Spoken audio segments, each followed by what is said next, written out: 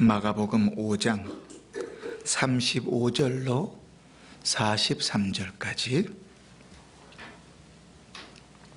저와 여러분이 한 절씩 교독하고 또 마지막 절을 함께 읽으면서 하나님의 음성을 듣습니다. 제가 먼저 읽습니다. 아직 예수께서 말씀하실 때에 회당장의 집에서 사람들이 와서 회당장에게 이르되 당신의 딸이 죽었나이다. 어찌하여 선생을 더 괴롭게 하나이까? 예수께서 그 하는 말을 곁에서 들으시고 회당장에게 이르시되 두려워하지 말고 믿기만 하라. 베드로와 야고보의 형제 요한 외에는 아무도 따라옴을 허락하지 아니하시고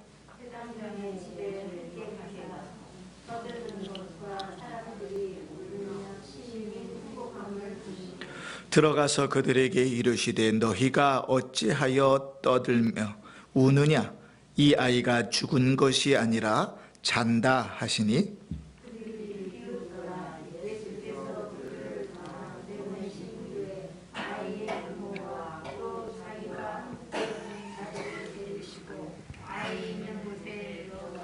그 아이의 손을 잡고 이르시되 달리다굼 하시니 번역하면 곧 내가 내게 말하노니 소녀야 일어나라 하심이라.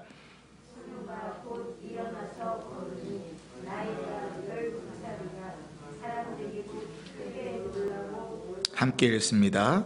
예수께서 이 일을 도무지 알지 못하게 하라고 그들에게 많이 경계하시고 이에 소녀에게 먹을 것을 주라 하시니라. 아멘.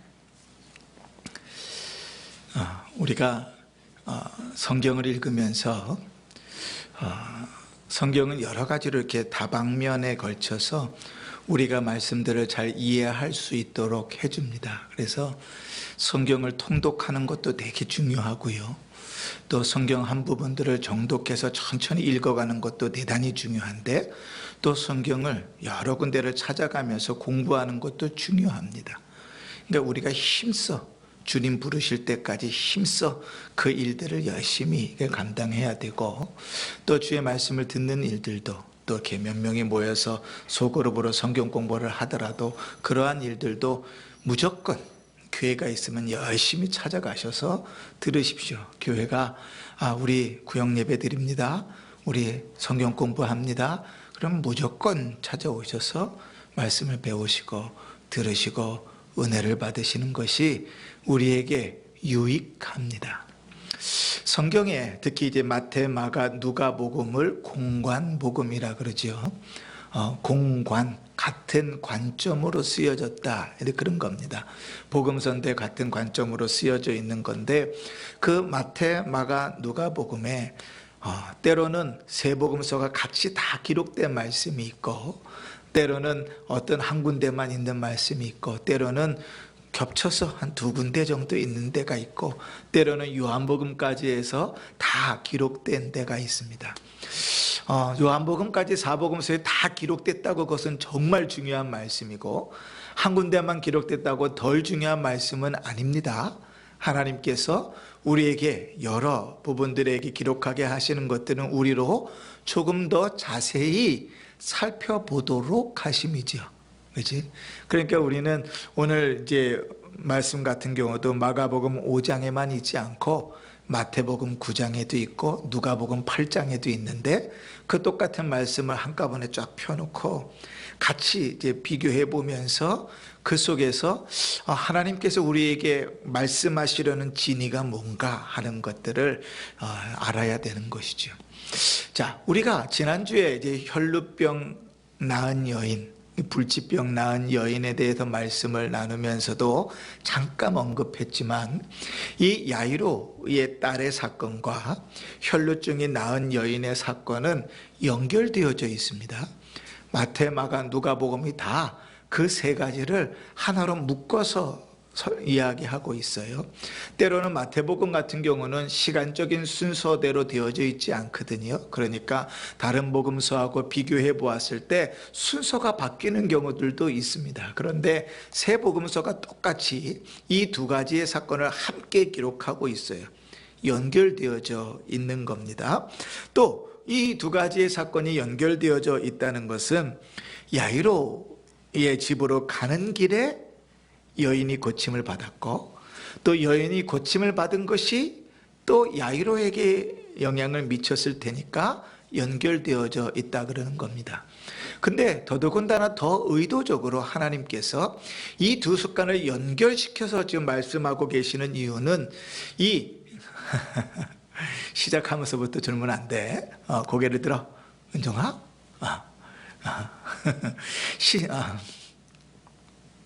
네. 자, 갑자기 까먹었네요. 야이로의 딸이 12살 먹었다 그랬죠. 오늘 성경에 보면 42절에 12살 먹었다 그랬습니다.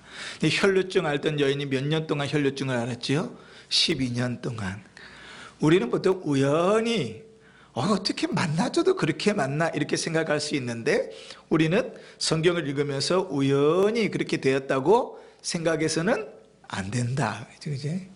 하나님께서 의도적으로 연결시켜 놓으셨으니까 그 역시도 하나님의 의도가 있다는 것을 증거하는 하나의 증거가 되는 것입니다. 자, 이렇게 이제 연결되어 있다 하는 것을 보면 혈루증 낳은 여인과 또 이제 야이로의 믿음이 공통점이 있습니다. 그 공통점 속에서 사실 우리의 믿음도 좀 투영해 볼 수 있는데, 첫 번째는 무엇인가 하면 두 사람 다 목적을 가지고 예수님 앞에 찾아왔다는 거예요. 어떤 목적이죠? 치료의 목적. 야이로는 자기의 12살 된 딸이, 외동딸이 죽게 되어서 그를 고쳐달라고 예수님 앞에 찾아 나왔습니다. 이 혈루증 앓은 여인은 12년 동안 낫지 않는 자기 불치병을 고쳐보자고 예수님 앞에 나왔습니다. 여러분, 문제가 있다고 다 예수님 앞에 나오는 것은 아닙니다. 문제가 있다고 다 하나님을 찾는 것도 아닙니다. 문제가 있을 때 하나님 앞에 기도하러 나온다는 것 자체가 은혜입니다. 그치? 원래 우리는 어떻게 기도해야 되냐면 늘 기도해야 되는 거예요. 늘. 그치? 늘 하나님 앞에 기도하는 삶들을 살아야 되는 게 정상이에요. 그런데 예를 들어서 어떤 사람이 우리 은종이가 갑자기 새벽 기도회를 나오기 시작했다, 그렇게 생각해 보십시오. 그러면 사람들이 어떻게 생각하냐면 쟤는 무슨 문제가 있나 봐, 이렇게 되는 건 이상한 신앙이에요. 사실은 원래 늘 기도해야 되는, 당연히 기도해야 되는 것이고, 예배를 사모해서 예배 자리에 나와서 새벽에 기도한다는 건 귀한 것이죠. 자, 그러나 그것을 좀 넘어서 우리가 문제 앞에서 하나님을 찾아간다는 것은 대단히 귀하고 복된 일입니다. 그런데 우리는 어떤 시각으로 보냐면 이상한 시각으로 보죠. 저 집에 무슨 문제가 있나 봐. 제가 저서 또 무슨 사고를 쳤나? 자식이 무슨 문제가 있나? 우리는 그렇게 이제 보는 거죠. 그치? 원래는 어떤 마음으로 봐야 돼요? 긍휼히 여기는 마음으로, 안타까운 마음으로, 그를 위하여 한 번이라도 더 기도하면서 내가 그 말을 한마디 내뱉기 전에 적어도 3번 이상은 기도하면서 그 말을 내뱉어야 되는 거예요. 그치? 은종이가 갑자기 예배 드리러 딱 찾아왔어요. 새벽에 나오기 시작했어요. 그러면 제가 무슨 일이 있나? 라고 이야기하기 전에 적어도 그를 위하여 3번 이상은 기도하고 내뱉어야 된단 말이죠.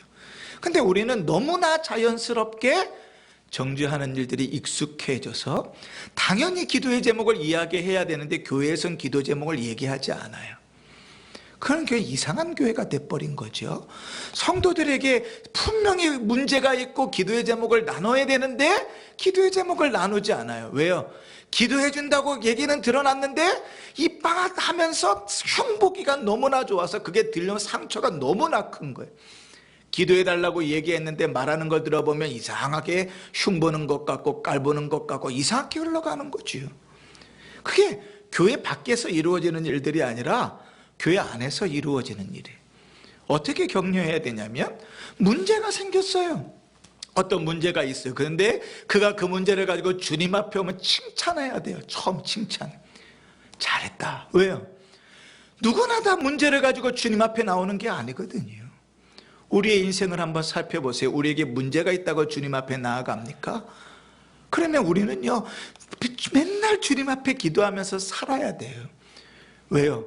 코로나 시기에 이 문제가 해결되지 않지요. 경제적으로 어렵지요. 우리의 몸은 아프지요.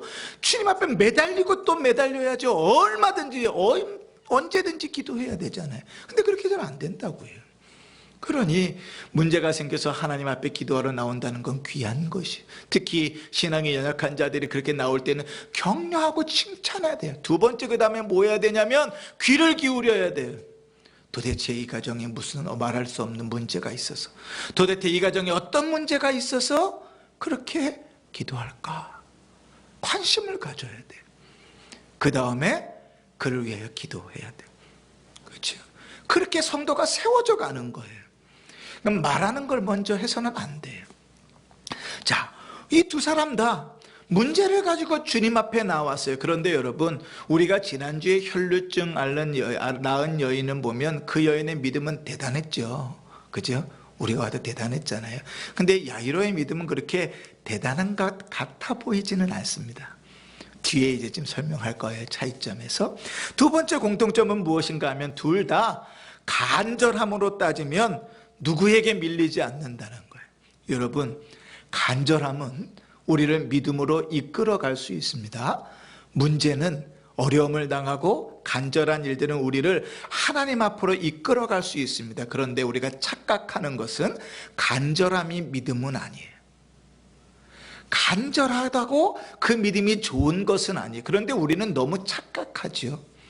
간절한 것이 마치 믿음인 것처럼 생각해요. 아니에요. 간절함이 우리를 믿음으로 이끌어갈 뿐이에요. 그런데 그 간절함에도 불구하고 믿음으로 나아가지 못한다면 우리는 거기서 먼저 실패해 버리는 거예요. 우리가 이따가도 살펴보겠지만 지난주에 살펴본 혈루증의 여인이 간절했잖아요. 12년 동안 불치병을 앓고 있는데 그가 그 사람만큼 낫기를 원하는 사람이 어디 있을까요? 그렇죠?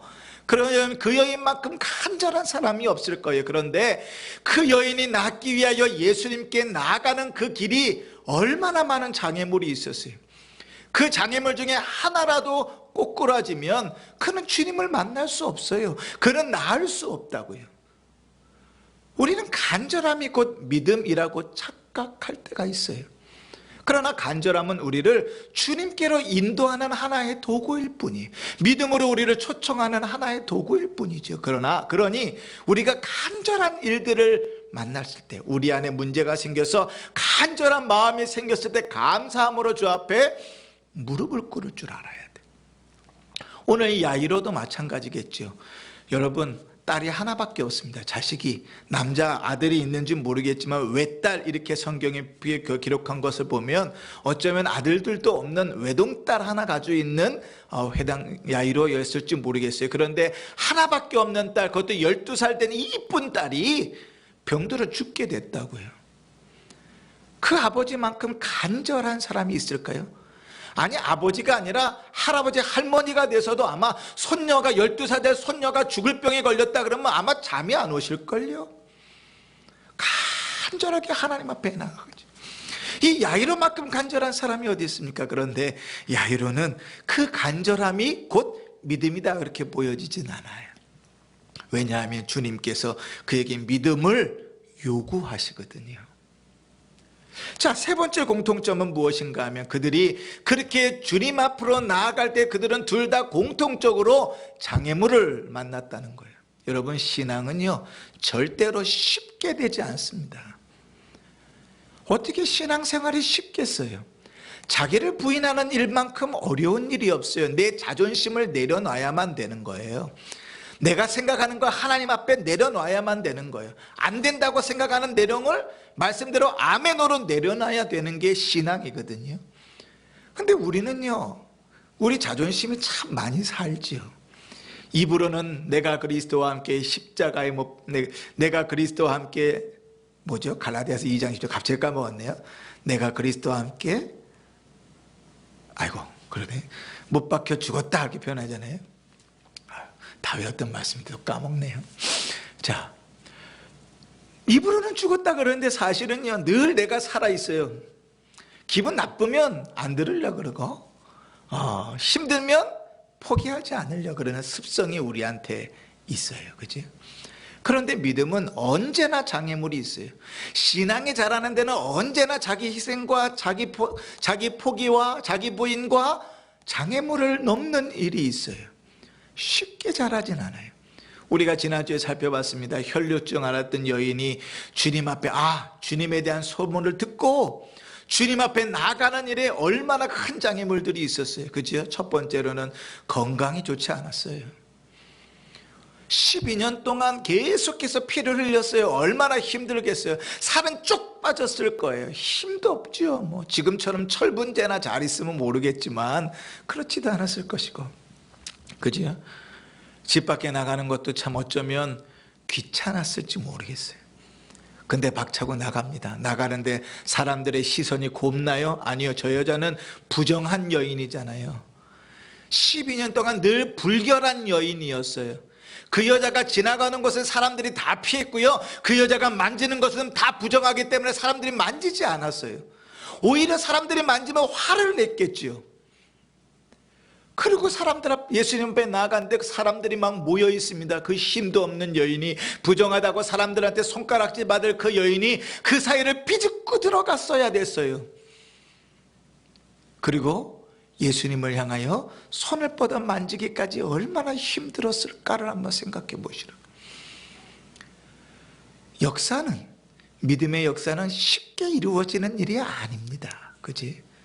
이따 이제 야이로에 대해서도 살펴보겠지만 이 야이로도 마찬가지죠. 그 신앙에 장애물이 있습니다. 한번 보실까요? 먼저 혈류증 여인과 대조해 볼 때 야이로에게 특별히 발견되는 차이점들이 있습니다. 첫 번째는 무엇인가 하면 우리의 마음이 얼마나 연약한지를 이 야이로를 통하여 볼 수 있어요. 혈류증 나은 여인에 비하면 이 야이로는요, 예수님을 찾아오는데 아무런 문제가 없었어요. 예수님을 찾아왔어요. 자기 딸의 문제를 가지고 예수님을 찾아왔는데 이 혈류증을 낳은 여인은 죽을 힘을 다해서 예수님 앞에 나왔죠. 그런데 이 야이로는 어떻게 왔나? 21절 한번 보십시오. 예수께서 배를 타시고 낮이 맞은편으로 건너가시니 큰 무리가 그에게로 모이거늘 이에 바닷가에 계시더니 회당장 중에 하나인 야이로라 하는 이가 와서 예수를 보고 발 아래 엎드려. 자, 이 문장에 장애물이 있나요? 없어요. 오히려 상상이 되기는 회당장이기 때문에 그 많은 군중들이 아마 그 회당장이 예수님 앞에 나아가는 길을 열어주었을지 몰라요. 주님 앞에 나아가는데 아무런 문제가 없었어요. 여러분, 마르다와 마리아가 자기 모라보니 그 나사로가 죽게 되었을 때 사람들을 보내잖아요. 얼마나 간절했을까요? 근데 쉽게 예수님이 오셨나요? 물론 주님께서 뜻이 있어서 머무셨지만 다 죽고 장례가 끝난 다음에 오셨거든요. 근데 이 야이로는 자기의 딸의 문제를 가지고 예수님을 찾아 나갈 때 아무런 문제가 없었어요. 그죠? 어쩌면 우리에게 되게 부러운 일인지도 모르겠어요. 그런데 그렇게 예수님께 찾아 나가서 예수님께 내 딸을 고쳐달라고 부탁했는데 예수님이 흔쾌히 거절하지 않고 그 집으로 가십니다. 할렐루야죠. 할렐루야죠. 여러분, 우리가 초신자들을 전도해서 혹은 안 믿는 사람들 전도해서 교회에 이제 초청해 오면 이제 교회를 다니기 시작하잖아요. 그러면 참 쉽게 그 일들이 이루어진다고 생각하지 마십시오. 쉽지 않습니다. 올 때 쉽게 오는 사람들은 꼭 넘어야 될 산들이 있어요. 올 때 어렵게 온 사람들은 오히려 웬만한 문제들은 넘어가면서 신앙생활을 합니다. 쉽게 온 사람들은요, 교회 안에서 이 사람의 문제, 저 사람의 치우치는 여러 가지 넘어야 될 산들을 넘어야 돼요. 쉽게 이 야이로가 예수님 앞에 나왔는데요, 얼마나 복인지 어떤 한 여인이 큰 군중을 뚫고 와서 예수님을 만졌는데 병이 나았어요. 예수님께서 그를 찾으셨는데 그 여인이 12해 동안 혈류증을 앓았던 여인이었어요. 예수님께서 공적으로 내가 구원을 받았다고 선언하십니다.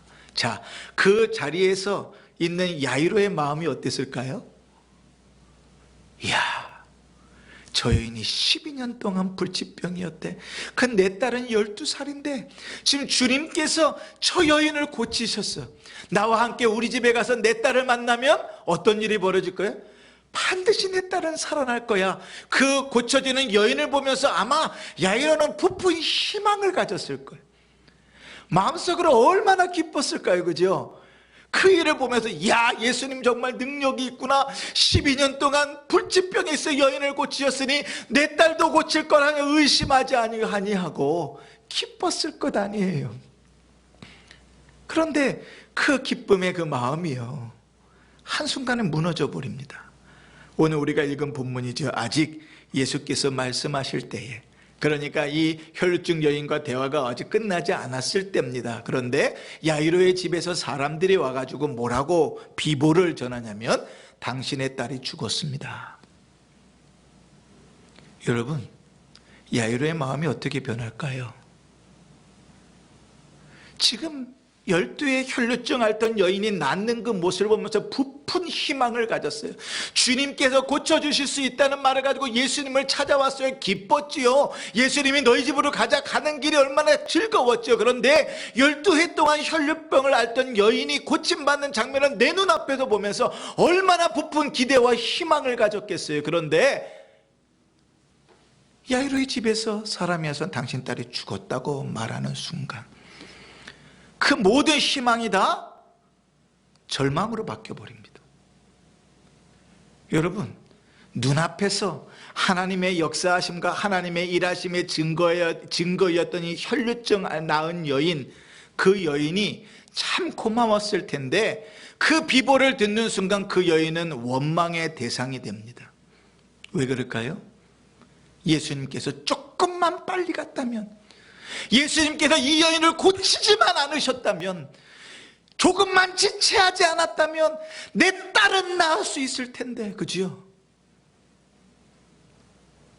야이로의 마음속에 부푼 기대와 희망과 믿음은 다 사라져버리고 원망과 절망으로 차지해버립니다.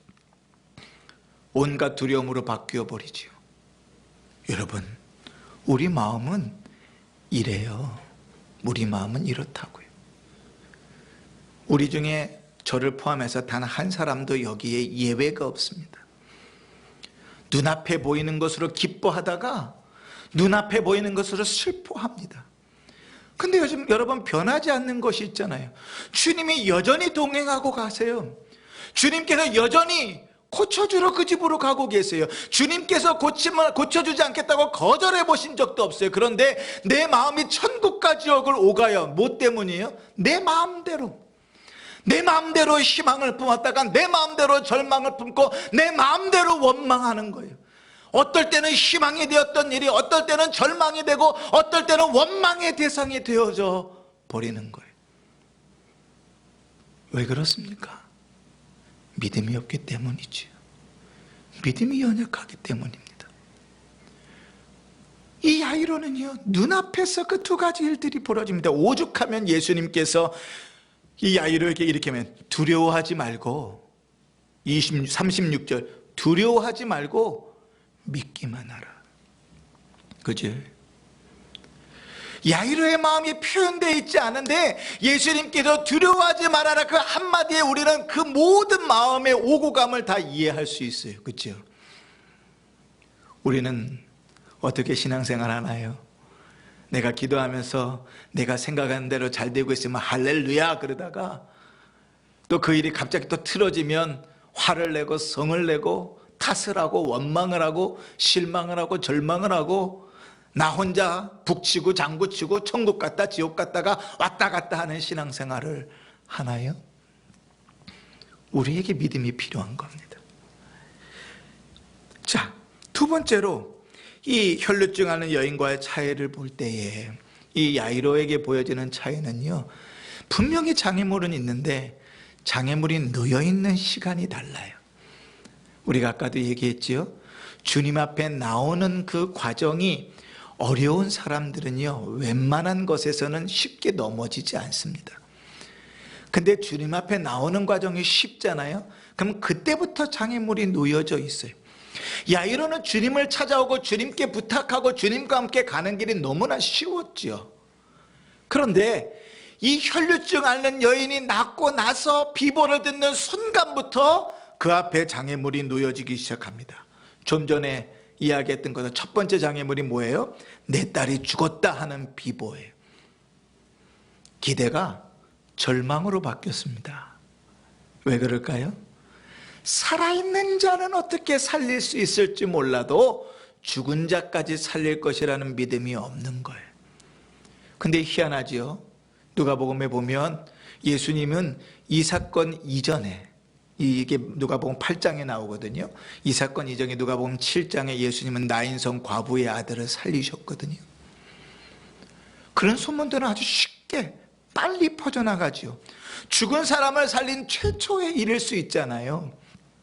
예수님께서 귀신도 쫓고 말씀도 전하시고 병든 자도 고쳤지만 사실은 죽은 자를 살린 적은 없는데 나인성 과부의 죽은 아들이 장례를 치러 나가는 길에서 그를 살려내셨다고요. 그런데 사람들 마음속에는 그게 믿어지지 않는 거죠. 받아들여지지 않는 거예요. 아예 안 됩니다. 그럴 수 없습니다. 이미 정리를 딱 끝내놓고 나니까 더 이상 진행할 수가 없는 거죠. 우리가 지난주에 사례의 믿음을 살펴봤잖아요. 안 됩니다. 정확하게 보고 정확하게 판단하고 정확하게 속단하면 거기에는 믿음이 설 자리도 없고 하나님이 역사하실 자리도 없다고요. 어떻게 내 입으로 안 된다고 결정을 내려놨는데 하나님의 은혜를 기대하겠어요? 절대로 안 되는 상황 가운데서는 입을 벌리고 기도해야 하나님의 은혜가 일어나죠. 그죠? 그렇잖아요. 근데 입이 망정이라 무조건 안 된다 정리를 먼저 속단해 놓고 나면 입으로 기도하는 척해도 그 기도가 들려질 일이 없고 하나님 앞에 그 마음이 기대될 리가 없잖아요. 내 딸이 죽었다 하는 그 소리가 모든 희망과 기대를 밑바닥으로 끄집어내립니다. 예수님과 함께 가는 길이 기대가 되고 기쁨이었고 즐거움이었고 그 딸이 건강하게 회복되어지고 그 땅이 일어나서 다시 한번 우리 가정의 기쁨이 될 것을 꿈꿨던 이 사람의 모든 것이 다 무너져 버리죠. 첫 번째 장애물입니다. 근데 주님께서 이렇게 말씀하셨어요. 두려워하지 말고 믿기만 하라. 그러지? 하여간 마음을 붙잡고 집으로 갑니다.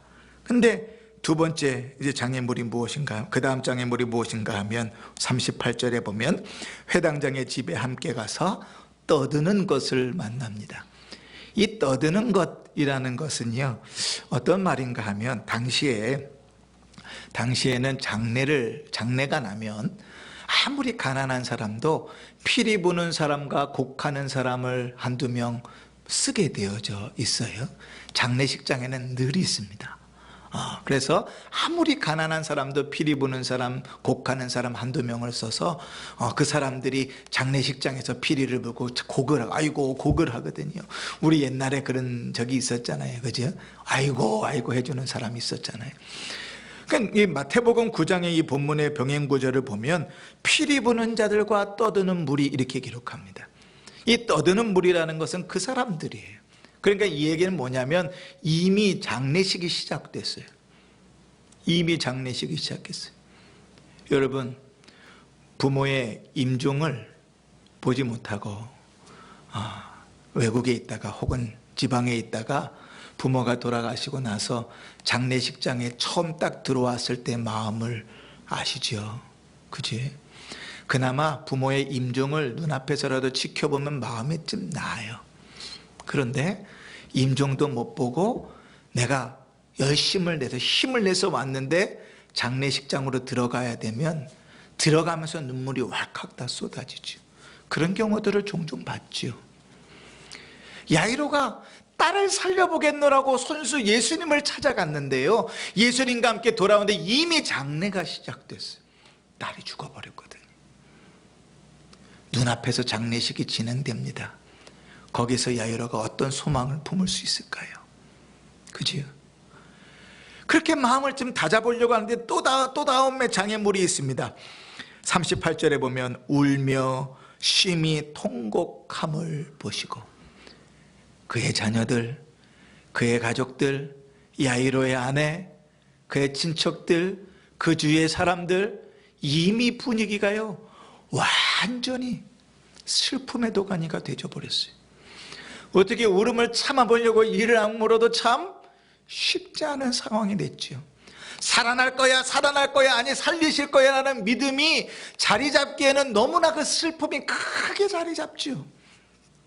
그리고 마지막으로 그렇게 이제 예수님께서 베드로와 야고보와 요한을 데리고 이 아이의 부모를 데리고 5, 6명이서 그 집으로 들어갔는데 이제 사람들이요 막 슬퍼하고 있으니까 예수님께서 이 아이가 죽은 것이 아니라 잔다 그랬더니 40절에 그들이 비웃더라.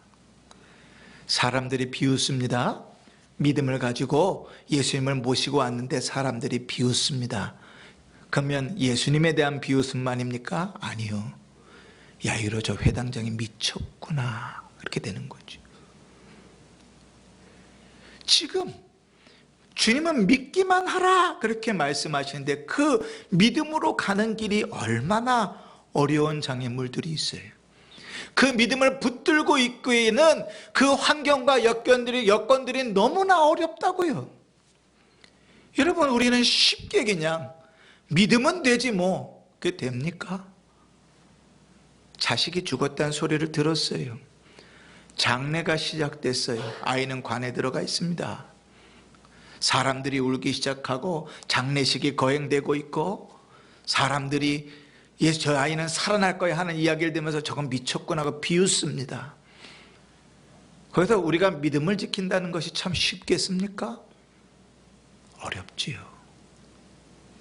자, 그런데 우리 주님께서 이 모든 출원에도 불구하고 오늘 마태, 마가, 누가복음에서 동일하게 기록하고 있는 사실은 야이로의 모습과 야이로의 말은 단 한마디도 기록하고 있지 않다는 사실이에요.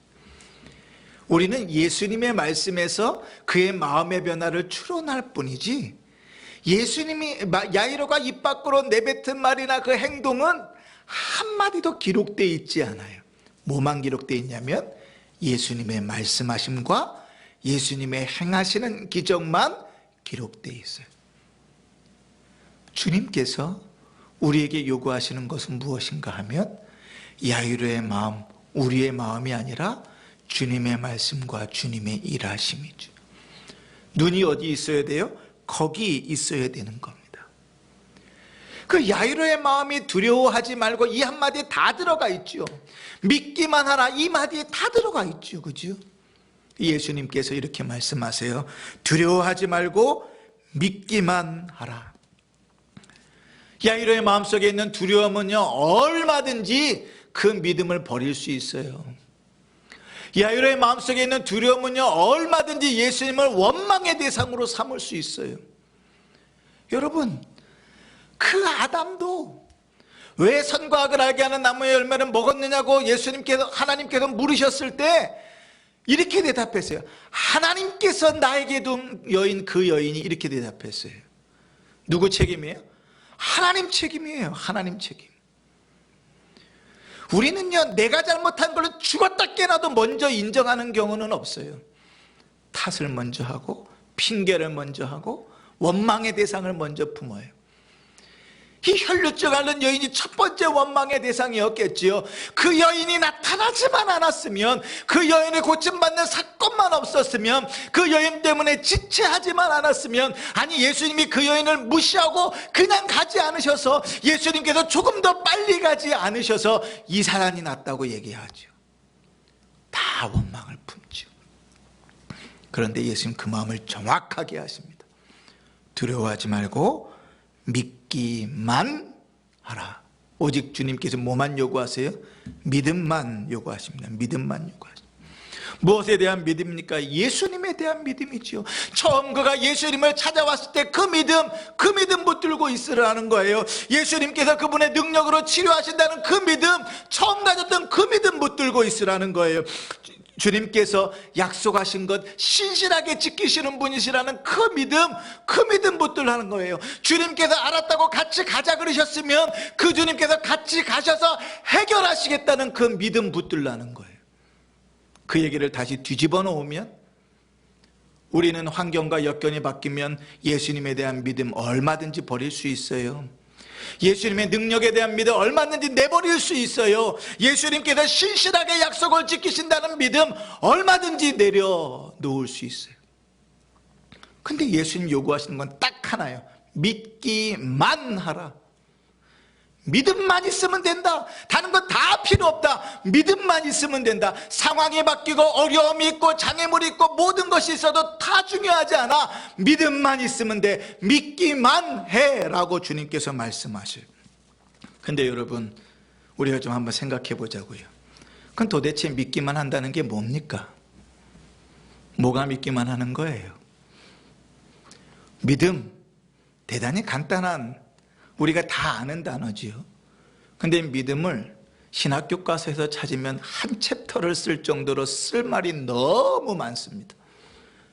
믿음이 우리에게서 나는 것이냐, 하나님께서 주시는 선물이냐, 그것에 따라서 교단이 나뉩니다. 믿음이라는 것이 무엇인가 쉽지 않아요. 근데 주님께서 믿기만 하라고 말합니다. 오늘 이 내용 가운데서 한번 하나하나쯤 살펴보십시다. 주님께서 야이로에게 요구하시는 그 믿음은 뭔가? 야이로야, 네 마음속에 천국과 지옥을 오가는 그 마음 내려놓고 나만 바라봐라. 야이로야, 그 많은 장애물들 속에서도 안 될 거야, 아니야, 안 돼라는 그 부정적인 마음들 내려놓고 하나님이 일하실 것만 바라봐라. 야이로야, 이젠 틀렸어, 이제는 절망이야, 이젠 가능성이 없어, 그 마음이 계속 나를 밀고 올 때에 그 마음들 내려놓고 나만 바라봐라. 주님만 바라보면 역사가 일어납니다. 제자들이 풍랑이 있는 바다를 배를 타고 지나갑니다. 그런데요, 밤새도록 풍랑이 일면서 거기서 살아남으려고 발버둥을 치고 있는데 저기서 사람이 물 위로 걸어오는데 귀신인 줄 알았어요. 깜짝 놀랐는데 예수님께서 나니까 두려워하지 말라고 말씀하십니다. 그런데 이 엉뚱한 베드로가요, 그 예수님을 보면서 이렇게 얘기해요. 주님 만약 주시어던 나로 물 위를 걸어오라 하십시오. 예수님께서 오라 그러십니다. 이 베드로가 주님을 바라보고 바다 위에 팔을 내딛었는데 그 바다 위를 걷기 시작했던 것 아닙니까?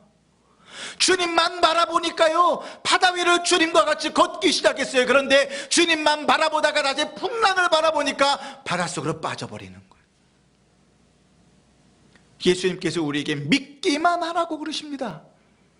안 될 수 있는 요건들이 너무나 많지요. 그런데 믿기만 하라고 이야기하세요. 그 얘기는 뭡니까? 하나님 원하시는 일이면, 하나님 기뻐하시는 일이면 내가 주를 바라보면 반드시 그 일이 이루어진다는 것을 놓지 말라는 거예요. 그 일을 방해하는 안 될 이유들이 너무나 많아도 그 이유들 속에 내 마음을 양보하지 말라는 거예요. 수많은 사람들이 유혹을 하고 수많은 사람들이 나를 비웃고 수많은 사람들이 나를 향하여 손가락질 할지라도 그 마음을 빼앗기지 말라는 거예요. 주님을 바라보고 주님께서 하실 일들을 기대하면서 그 길을 걸어가라는 거예요. 저는 이번에 교회 음향 바꾸는 일에 하나님 어떻게 역사하실지 대단히 기대가 됩니다. 그치? 당회에서 이 이야기를 꺼내기 전에 제가 2달 넘게 기도했고, 당에서 이 얘기 끝나고 결론 냈고도 지금 계속 기도하면서 그 일들을 하고, 하나님께서 그 일들을 역사에서 이끌어 가십니다. 저는 차고 넘치게 채우실 거 믿습니다. 하나님 앞에 입 벌리고 기도하는 자마다 없는 물질도 하나님 채우실 걸 나는 믿습니다. 왜냐하면 이제 끝나고 하라 그랬는데 저희 가정에 하나님 그렇게 벌써 일하기 시작하셨거든요. 제가 기도하기 시작하는데 그렇게 일하기 시작하셨거든요. 우리의 믿음이 문제죠. 하나님께서 드러내 놓으신 일이에요. 하나님께서 우리에게 맡겨주신 일들이에요. 우리가 기도하면서 그 일이 하나님께서 드러내 놓으신 일이라고 인정하면 그 다음부터는 기도하면서 기대만 하면 되잖아요. 그죠? 기도하면서 걸어가면 돼요. 하나님의 역사를 볼 것입니다. 사랑하는 성도 여러분, 주님께서 우리에게 동일하게 그렇게 말씀하시는지 몰라요. 믿기만 하라. 야, 너희는 너무 똑똑해.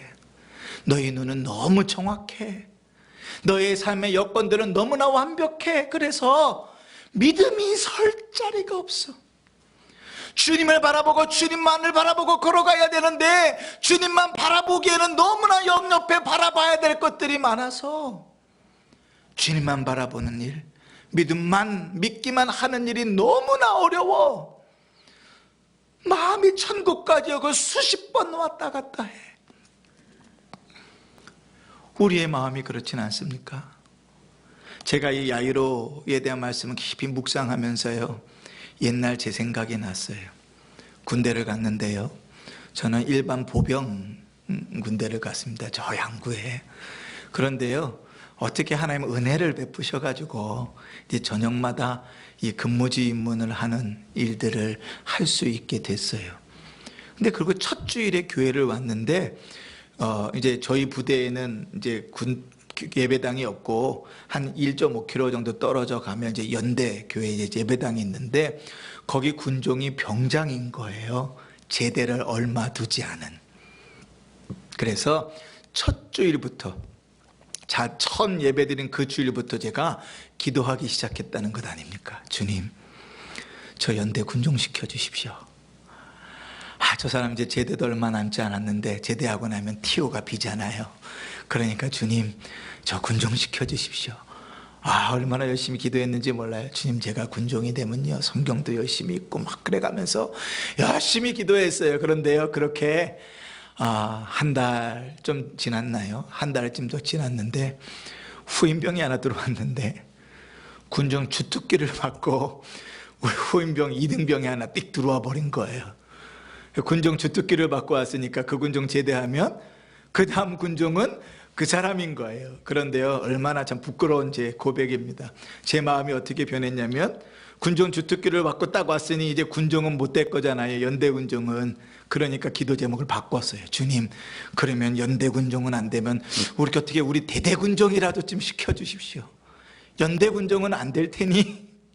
이미 다 결론 내려버린 거죠. 그죠? 그리고 기도했습니다. 하나님 어떻게 일하셨을까요? 그 군종 주특기를 받고 왔던 친구가 문제를 일으켜가지고 군종 보직에서 쫓겨났습니다. 그리고 그냥 부대에서 잘 있는 저를 데려다가 연대 군종으로 세워놓으셨어요. 여러분, 제가 이 간증을 할 때마다 참 하나님 은혜지만, 그 뒤에 붙는 간증들이 많은데 은혜지만 참 창피합니다. 야이로하고 똑같거든요. 기도하고 나가고 있어요. 주님, 제가 군종이 되면 예배도 잘 드리고요, 성경도 열심히, 얼마나 열심히 기도했겠어요. 그런데 눈앞에 보이는 당연한 변화들 속에서요, 그 기도 제목을 과감히 버려버리더라니까요. 하나님이 역사하실 것과 주님이 일하실 것에 대한 기대가 없어져 버리는 거예요. 근데 여러분, 우리가 이렇게 신앙생활을 할 때가 있지는 않나요? 기도하면서요, 내 눈앞에 이루어지는 일들 때문에요, 기도의 제목을 바꿔요, 생각을 바꿔요, 하나님이 역사하실 틈을 주지 않아요. 그러면서 그냥 내가 믿음으로 살아가고 있다고 생각하면서 살지요. 근데 주님은 이렇게 말씀하시는 거예요. 믿기만 하라. 믿기만 하라. 하나님의 뜻이면, 주님이 원하시는 일이면, 주의 일이면 그 일은 반드시 이루어집니다. 주께서 우리 안에 소원을 주시고 기도하게 하신 일이면 하나님 그 일을 반드시 이루십니다. 그렇죠? 그 주님 우리에게 요구하시는 것은 믿기만 하는 거예요. 우리의 마음을 여러 가지 견뎌질 수 있는 것에서 붙잡는 것입니다. 안 된다고 생각할 수 있는 것에서, 당연하다고 생각할 수 있는 것에서 다시금 마음을 붙들고 주님을 바라보면서 더 무릎을 꿇으며 나가는 거예요. 그때 우리는 하나님의 거룩한 역사를 봅니다. 여러분이 야이로는요, 이렇게 자기의 딸이 일어난 사건을 통하여 하나님의 기적적인 사건 2개를 눈앞에서 경험합니다. 그렇죠? 하나님께서 믿기만 하라. 그 믿음이 무엇인지를 아마 깊이 깨달았을 거예요. 야이로는 하나님 앞에 나오기 힘든 위치에 있는 사람 아닙니까? 회당장이었으니까요. 당시의 회당장은 거의 다 바리새인들이었고 사람들의 존경을 받는 사람이었는데 그가 개종을 해서 예수를 믿는다는 것은 쉽지 않은 일이죠. 그런데 주님은 그에게 명확하게 주를 믿는 것이 무엇인지를 가르치십니다. 오늘 우리에게 필요한 부분이 아닌가 싶습니다. 주의 말씀을 따라 믿기만 하는 것이 우리에게 더욱 절실한 시기가 아닌가 싶습니다. 우리의 신앙을 돌아보면서 그렇게 믿음으로 하나님 앞에 설 수 있는 복된 성도들 되시기를 주의 이름으로 축원합니다. 아멘.